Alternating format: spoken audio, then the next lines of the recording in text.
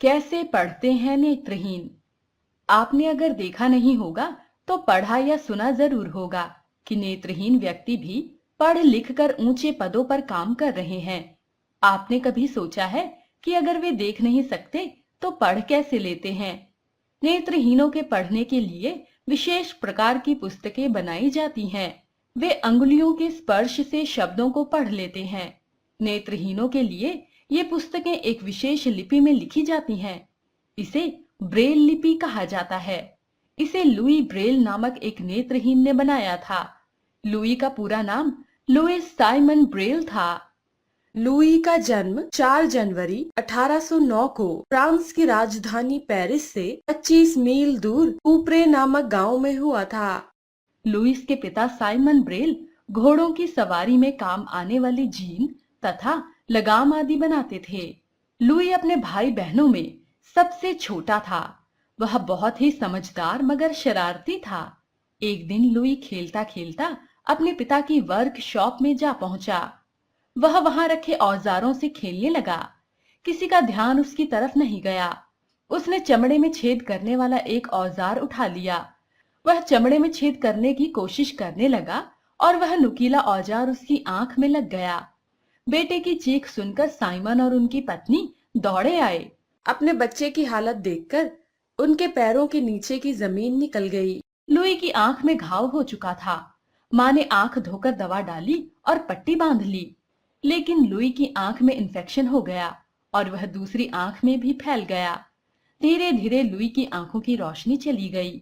उसके माता पिता उसे लेकर अनेक नेत्र विशेषज्ञों से मिले, लेकिन कोई फायदा नहीं हुआ। इस दुर्घटना के बाद नन्हा लुई एकदम शांत और गंभीर हो गया। माता पिता को उसके भविष्य की चिंता सताने लगी। पिता साइमन ब्रेल लुई को प्रोत्साहित करते रहते। 6 वर्ष की आयु में लुई छड़ी की सहायता से गांव में घूमने लगा था। उन्हीं दिनों गांव में नए पादरी आए, जिनका नाम था जैक्विन्स पेलुई। वे बड़े ही विद्वान और अच्छे दिल के इंसान थे। पहली ही मुलाकात में उन्हें नन्हे लुई से प्यार हो गया। उन्होंने लुई के माता पिता से निवेदन किया कि वे नन्हे लुई को उन्हीं के साथ रहने दे। माता पिता राजी हो गए। जैक्विन्स जैसे लुई के लिए फरिश्ता बनकर आए थे। वे उसे बाइबल की कहानियां सुनाते, विज्ञान की खोजों के बारे में बताते, इतिहास के प्रसंगों के बारे में चर्चा करते। उन्होंने ही लुई को फूलों, पौधों और पक्षियों की पहचान करवाई। उन्होंने लुई को संगीत की शिक्षा भी दी। लुई ने मन में ठान लिया कि वह जीवन में कुछ करके दिखाएगा। जैक्विन्स ने कूपरे के स्कूल मास्टर से बात करके लुई को स्कूल में दाखिल करवा दिया। लुई की याददाश्त बहुत अच्छी थी। वह पाठ को सुनकर याद कर लेता था। अध्यापक और छात्र सभी उसकी प्रतिभा से प्रभावित थे। आगे की पढ़ाई के लिए पादरी साहब ने लुई का दाखिला पेरिस के अंध विद्यालय में करवा दिया। लुई अपने नए स्कूल में आकर बड़ा खुश था, लेकिन एक बात उसे बड़ी खटकती थी कि नेत्रहीन छात्रों के लिए पुस्तकें नहीं थी। लुई ने मन ही मन इस समस्या को दूर करने का निश्चय कर लिया। वह दिन रात इस बारे में विचार करने लगा। एक दिन चार्ल्स बार बियर नामक एक सैनिक अधिकारी लुई के अंध विद्यालय में आए। बातों बातों में उन्होंने लुई को बताया कि उन्होंने एक ऐसी लिपि तैयार की है जिसे सैनिक रात के अंधेरे में भी पढ़ सकते हैं। लुई को बड़ा आश्चर्य हुआ।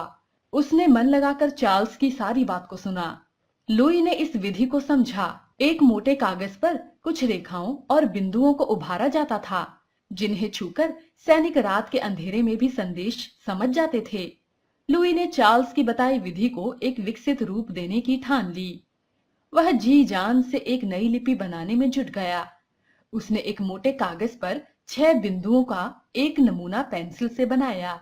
उसने बिंदुओं को उभारकर वर्णमाला के प्रत्येक अक्षर का नमूना तैयार कर लिया। यह तरीका एकदम अलग और बड़ा सरल था। लुई की खुशी का ठिकाना न रहा। उसने नेत्रहीन व्यक्तियों के लिए एक लिपि विकसित कर ली थी। वह सन 1829 का वर्ष था जब लुई ने अपनी विकसित की हुई लिपि को दुनिया के सामने रखा। लुई के सम्मान में इसे ब्रेल लिपि कहा जाने लगा। इस लिपि की खोज के बाद लुई पुस्तकालय में घंटों मेहनत करते और नेत्रहीन व्यक्तियों के लिए पुस्तकें बनाते। इतनी कठोर मेहनत और पेरिस के नमी वाले मौसम ने उनके स्वास्थ्य पर बुरा प्रभाव डाला। वे बीमार रहने लगे। 1844 में उनकी तबीयत बहुत खराब हो गई। डॉक्टरों ने बताया कि इन्हें टीबी यानी क्षय रोग हो गया है और इसका कोई इलाज नहीं है। नेत्रहीन लोगों के जीवन में प्रकाश भरने वाले इस मसीहा का जीवन काल केवल 43 वर्ष रहा।